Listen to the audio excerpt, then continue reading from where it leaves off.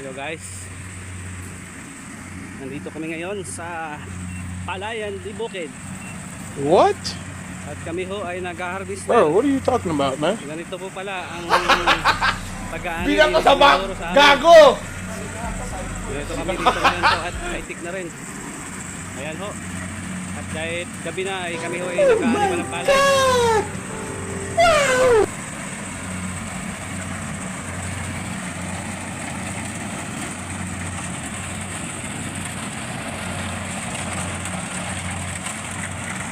Tanggapin ko na lang ang lahat. Bata pa lang ho ako, ganito na Maliit ang pa trabaho. ako, ganito na tinatrabaho ko.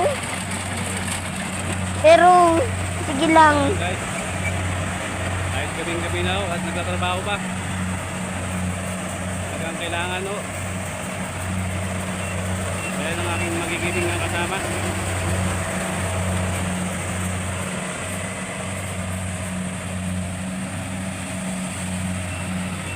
Time check. Time check. 8 o'clock in the evening. Oh my God! Pag-harvest ng palay. Ganun kami dito sa Mindoro.